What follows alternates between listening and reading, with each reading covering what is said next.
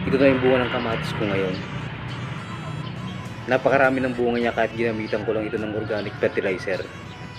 Dati pagtatanim ako ng kamatis, mayroon akong problemang na-encounter.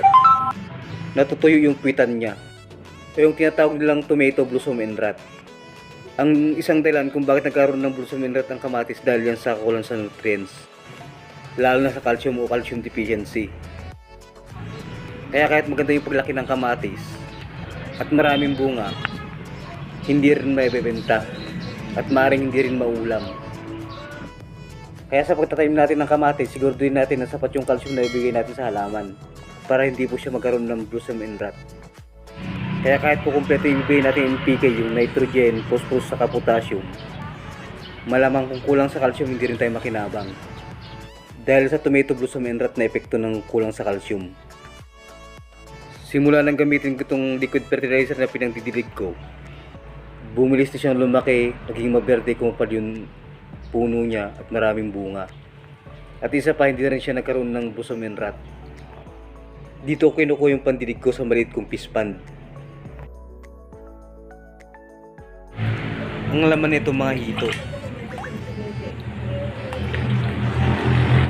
Dito sa lugar na tinatanim ko dati, pag natanim ako ng sili, nagkakaroon siya ng kulot.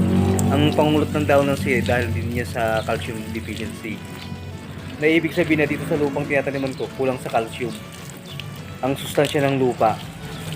Na ibig sabihin na itong ginagamit kong pandilig sagana sa calcium. O sapat yung calcium na taglay-taglay niya sa pangangailangan ng halaman.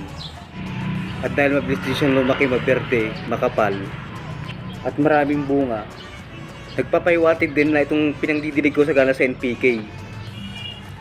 Nitrogen, phosphorus, saka potassium.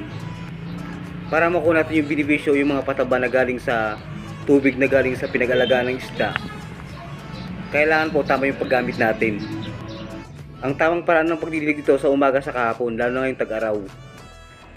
Para mabilis lumaki, maberde, kumapal ang puno niya at maraming bunga. At isa pa, hindi magkakaroon ng blossom and rot. Para siguradong meron tayong maani. Kaya kung balak nyo po magtanim ng gulay sa bakuran nyo, mainam din mag-alaga kayo ng isda kahit sa drum lang. Para magkaroon na kayo ng libre at organic na pataba. Hindi nyo na kailangan bumili pa sa palengke ng mahal na inorganic na pataba. Dito na natatapos yung video natin. Pero bago lubusang tapusin, kung baguhan ka pa lang sa ating channel, sana huwag mo kalimutan taniman ng pindutan subscribe button at notification bell para lagi updated sa mga susunod ko pong video. Maraming salamat sa panonood at pagpalain ka ng Panginoon.